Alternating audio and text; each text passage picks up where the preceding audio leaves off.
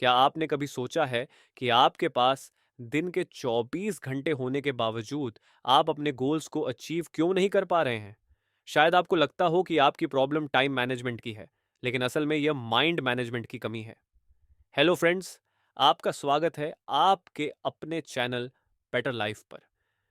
David किडावी की किताब mind management not time management बताती है कि कैसे हम अपने माइंड को मैनेज करके अपनी एनर्जी और क्रिएटिविटी का सही इस्तेमाल कर सकते हैं। इस वीडियो में हम इस किताब के कुछ सबसे इंपॉर्टेंट कॉन्सेप्ट्स और प्रैक्टिकल स्ट्रैटेजीज को एक्सप्लोर करेंगे। तो चलिए शुरू करते हैं।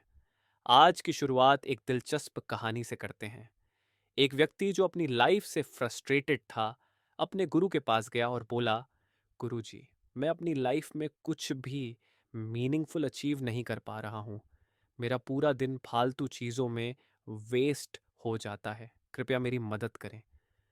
गुरुजी ने उसकी समस्या को समझा और कहा, तुम मेरी बात मानो और कुछ दिनों के लिए एक संत के पास जाओ।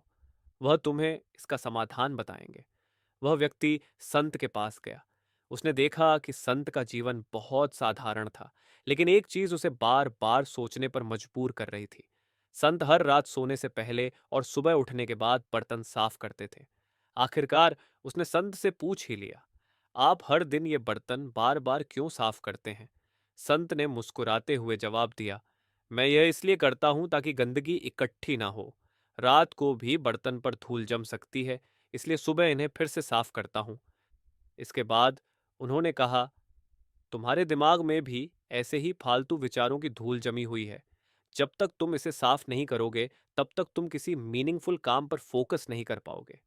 इस कहानी का मतलब था कि हमारा दिमाग क्लटर्ड रहता है और जब तक हम इसे क्लियर नहीं करते, तब तक टाइम मैनेजमेंट या प्रोडक्टिविटी टेक्निक्स काम नहीं करती। की इनसाइट्स फ्रॉम द स्टोरी।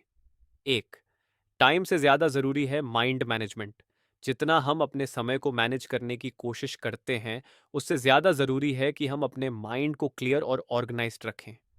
दो, ओवरथिंकिंग को रोकें। हर रात सोने से पहले और सुबह उठने के बाद 5 से 10 मिनट का ध्यान मेडिटेशन करें।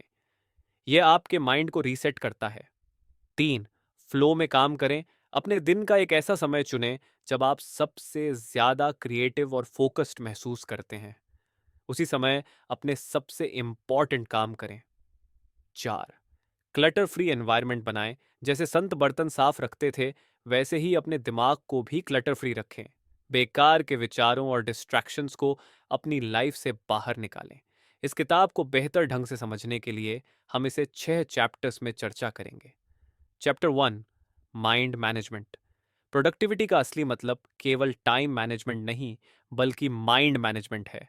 हमारा दिमाग हमारी नाजुक मेंटल एनर्जी का केंद्र है और इस एनर्जी को सही तरीके से इस्तेमाल करना ही प्रोडक्टिविटी की कुंजी है।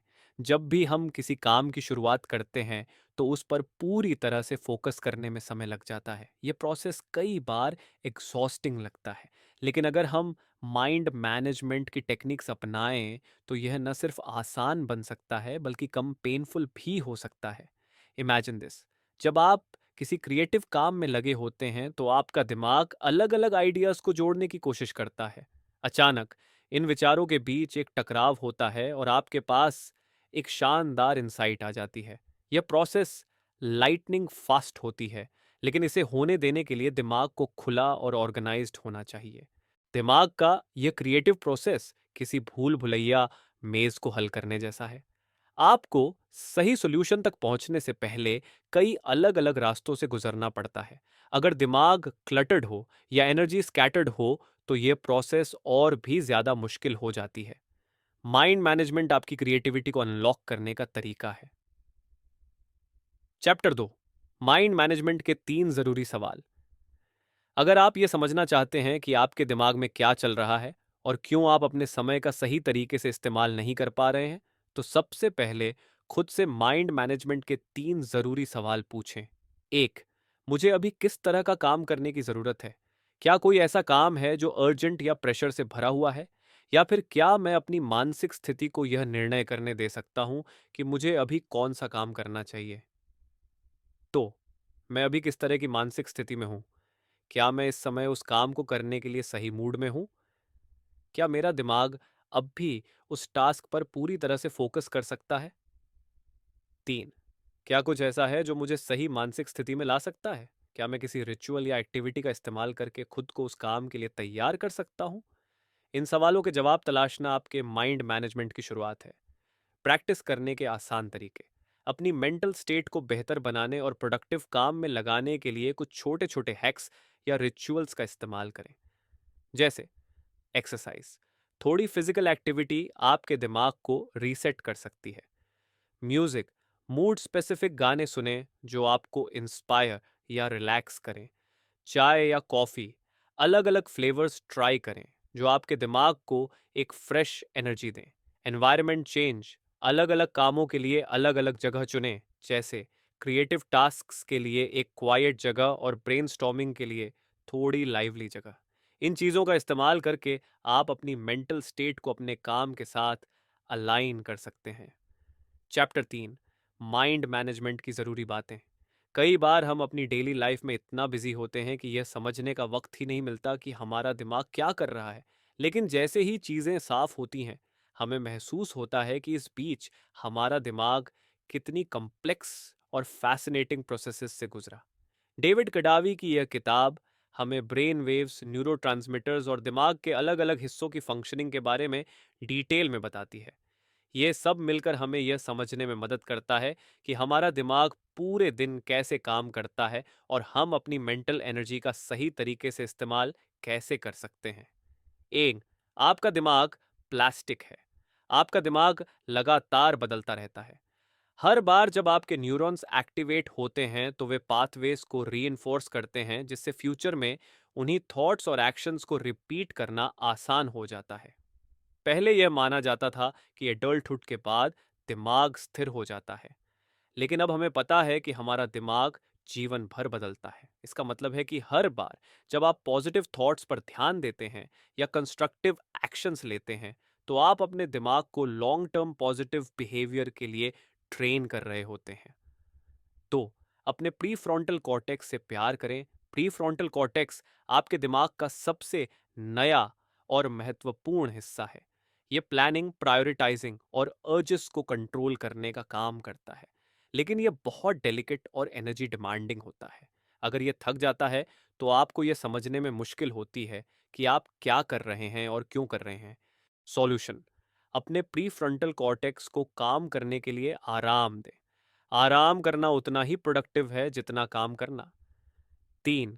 अपने अमिगडाला से सावधान रहें। अमिगडाला दिमाग का सबसे पुराना हिस्सा है और इसका प्राइमरी जॉब आपको सेफ रखना है। यह डर और खतरे से इंस्पायर्ड होता है। अगर आप किसी सांप को देखते हैं तो आपका अमिगडला तुरंत आपकी हार्ट रेट बढ़ाता है, इससे पहले कि आपकी आंखें दिमाग को यह सिग्नल दें कि वह वास्तव में सांप है। प्रॉब्लम। अमिगडला का ओवर एक्टिवेशन आपकी क्रिएटिविटी को दबा सकता है, क्योंकि यह आपको हमेशा सेफ और प्रिडिक्टेबल रास्ता चुनने के लिए प्रेरित करता है। सॉल्यूशन। एमिगडाला को कंट्रोल में रखने के लिए माइंडफुल रहें। डर और ओवर थिंकिंग को पहचानें और खुद को काल्म करने के लिए रिस्टोरेटिव एक्टिविटीज करें। 4. रिस्टोरेटिव चीज़ें भी प्रोडक्टिव हैं। प्रीफ्रंटल कॉर्टेक्स और अमिगडाला के बीच होने वाली इस कांस्टेंट लड़ाई में यह समझना ज़रूरी है कि इफेक्टिव मेंटल परफॉर्मेंस के लिए आराम बहुत ज़रूरी है। अगर आप बिना रुके काम करते हैं तो आप रिएक्टिव और फियर ड्राइवन डिसीजन लेने लगते हैं। इसके बजाय अपने दिमाग को रिचार्ज करने के लिए रेस्टोरेटिव एक्टिविटीज़ पर ध्यान दें। एग्जाम्पल्स। अच्छी नींद लें। एक्सरसाइज को रूटीन में शामिल करें। अपने परिवार और दोस्तों के साथ क्वालिटी टाइम बिताएं। रिलैक्सेशन एक्टिविटीज जैसे मेडिटेशन या जर्नलिंग करें। चौथी कैप्टर, माइंड मैनेजमेंट का इस्तेमाल। पिछले अध्याय में दिमाग के फंक्शनिंग के बारे में जो बातें बताई गईं, उन्हें ध्यान में रखते हुए अब हम कुछ प्रैक्टिकल टिप्स पर बात करेंगे जो आपको अपने दिमाग को इफेक्टिवली मैनेज करने में मदद करेंगी। 1. मेडिटेट करें। माइंडफुलनेस मेडिटेशन का अभ्यास आपको आपके वर्तमान परिवेश, एनवायरनमेंट के प्रति ज़्यादा अवेयर बनाता है। ये आपकी मानसिक स्पष्टता को बेहतर करता है, जिससे आप ज़्यादा शांत और इंटेंशनल बन सकते हैं।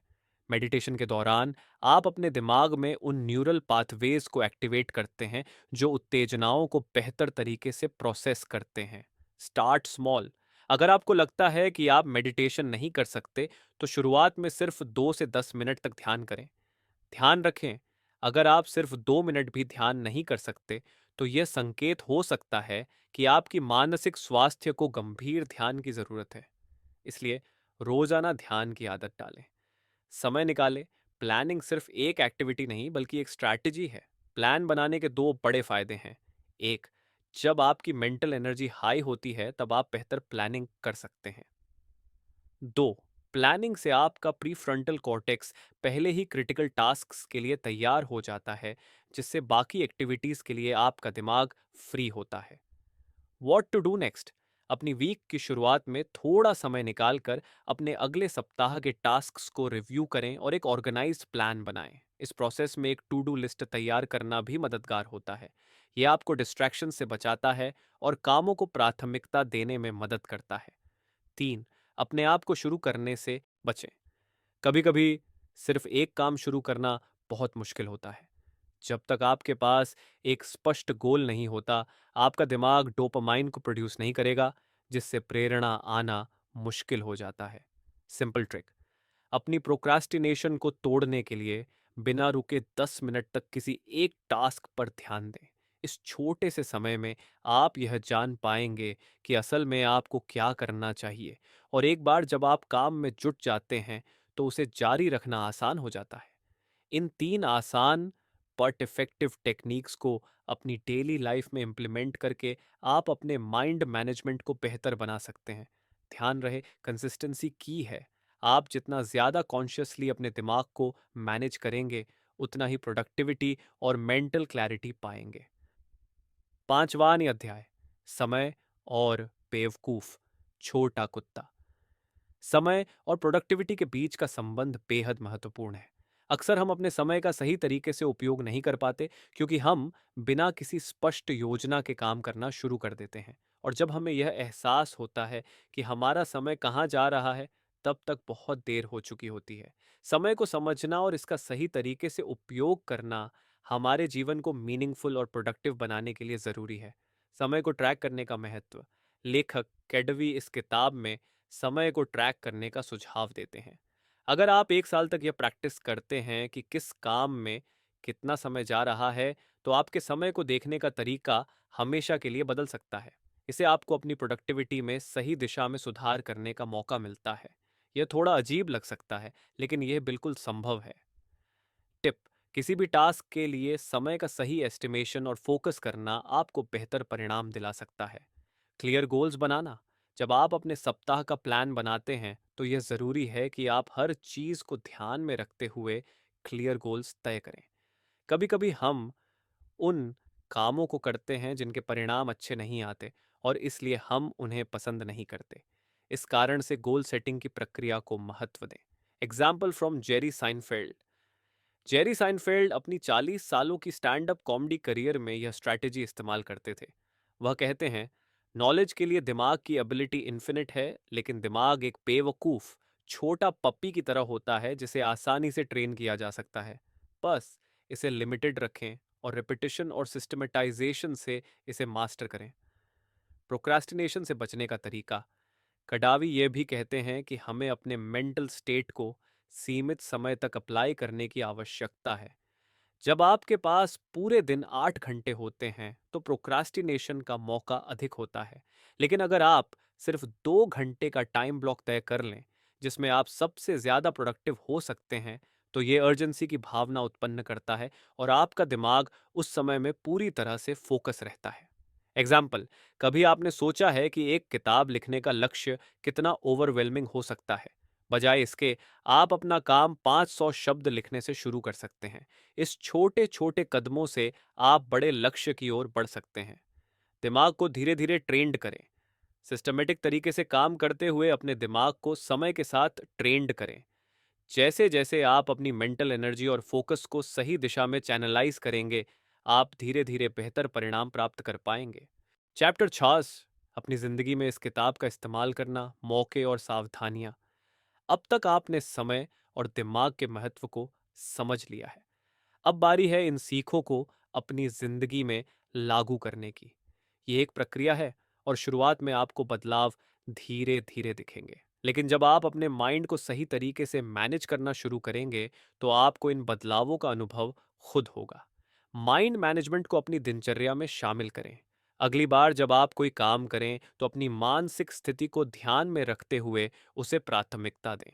उदाहरण के तौर पर सुबह और सप्ताह की शुरुआत में क्रिएटिव और एनालिटिकल कामों पर फोकस करें। दिन की शुरुआत में कॉम्प्लेक्स टास्क्स जैसे एक्सपेंस रिपोर्ट्स या मीटिंग्स को निपटाने से आपके दिमाग को ज्यादा क्लियर सोचने का मौका मिलता है। इससे आपको किसी भी परेशानी से पहले ही बचने का अवसर मिलता है। अपने कैलेंडर में टाइम ब्लॉक्स बनाएं ताकि मानसिक स्थिति के अनुसार कामों को निर्धारित कर सकें। इस तरह से आप अपने समय का अधिकतम उपयोग कर सकते हैं और अपने दिन को स्ट्रक्चर्ड बना सकते हैं। अपने तरीके को पहचानें। कडावी अपने जीवन में इस किताब के सिद्धांतों का पालन करते हुए अपनी प्रोडक्टिविटी को बेहतर बनाते हैं, लेकिन यह जरूरी नहीं कि वही तरीके आपके लिए भी काम करें। हर इंसान की परिस्थितियां अलग होती हैं और आपको खुद यह पहचानना होगा कि आपके लिए कौन से तरीके सबसे प्रभावी हैं। लेखक के स्ट्रक्चर को ध्यान में रखते हुए आप अपनी खुद की दिनचर्या बना सकते हैं, जिससे आप अपनी प्रोडक्टिविटी बढ़ा सकें। हाई लेवल कोऑर्डिनेशन और प्रोक्रास्टिनेशन, कडावी अपनी किताब में एक अहम बात बताते हैं। अगर आप किसी बड़ी ऑर्गेनाइजेशन में काम करते हैं तो आपको कई बार मीटिंग्स और कोऑर्डिनेशन की जरूरत पड़ती है। इससे आपके समय का प्रभावी उपयोग करना और भी चुनौतीपूर्ण हो जाता है। बहुत बार आप अपने दिमाग को अलग अलग मेंटल स्टेट्स में पाते हैं, जिससे यह तय करना मुश्किल हो जाता है कि आपको क्या करना चाहिए। प्रोक्रास्टिनेशन तब होती है जब हम किसी प्रोजेक्ट को शुरू करने में डर महसूस करते हैं। ये डर हमारे अंदर गहरे बचपन से जुड़ी होती है और बिना मेंटल हेल्थ का ध्यान रखते हुए हम अपने मेंटल स्टेट्स को सही तरीके से मैनेज नहीं कर सकते। मेंटल हेल्थ और प्रोडक्टिविटी, जब आप अपनी प्रोडक्टिविटी सिस्टम को लागू करते हैं तो ध्यान रखें कि यह केवल अच्छे इरादों से काम नहीं करेगा। हमारे जीवन में हमारी इम्परफेक्शंस और दूसरों की इम्परफेक्शन का असर भी पड़ता है। कभी कभी हमें अपने पास्ट इश्यूज से निपटना पड़ता है, और जब हम दूसरों की ज़रूरतों का सामना करते हैं तो हमारी प्रोडक्टिविटी सिस्टम भी प्रभावित होती है। ऐसे में यह ज़रूरी है कि आप अपने दिमाग को मैनेज करने की आदत डालें, और जब आप इसे सही तरीके से करेंगे तो आप अपने काम में अच्छे परिणाम देखेंगे। मानसिक स्थिति का सही तरीके से प्रबंधन आपके जीवन में स्थिरता और प्रोडक्टिविटी ला सकता है, और यही वह तरीका है जिससे आप लंबे समय तक अपनी क्षमता को बढ़ा सकते हैं। कंक्लूजन, आइए अब हम सीखे हुए प्रमुख लेसन्स को एक बार फिर से दोहरा लेते हैं। एक, टाइम मैनेजमेंट से ज्यादा माइंड मैनेजमेंट पर ध्यान दें। दो, खुद से माइंड मैनेजमेंट के 3 जरूरी सवालों को पूछें। 3, माइंड मैनेजमेंट के लिए दिमाग की जरूरी बातों का ध्यान रखें। 4, 10 मिनट तक किसी एक चीज पर काम करके प्लान बनाने के लिए समय निकालें। 5, पहचानें कि आप कब किस मानसिक स्थिति में होते हैं। 6, अपने दिमाग को समय के साथ धीरे धीरे ट्रेन करें। 7, अपने जीवन में आई अपॉर्चुनिटीज और प्रिकॉशंस का ध्यान रखते हुए काम करें। इस किताब में हमने माइंड मैनेजमेंट के बारे में सीखा और यह जाना कि कैसे इसका सही उपयोग करके हम अपने जीवन में बेहतर परिणाम प्राप्त कर सकते हैं। जब आप अपने दिमाग को सही तरीके से मैनेज करेंगे तो आपकी प्रोडक्टिविटी में भी वृद्धि होगी और आप बड़े बदलाव और सफलता को पा सकेंगे। तो दोस्तों, ये थी इस किताब की समरी और इसके मुख्य सबक। आप कमेंट बॉक्स में बताएं कि बुक की किस बात ने आपको सबसे ज्यादा प्रभावित किया। अगर आप इस किताब को खरीदना चाहते हैं तो लिंक डिस्क्रिप्शन में है। चैनल बेटर लाइफ को सब्सक्राइब करना न भूलें और इस वीडियो को लाइक और शेयर जरूर करें। अगले वीडियो में फिर मिलेंगे एक नई किताब के साथ। धन्यवाद।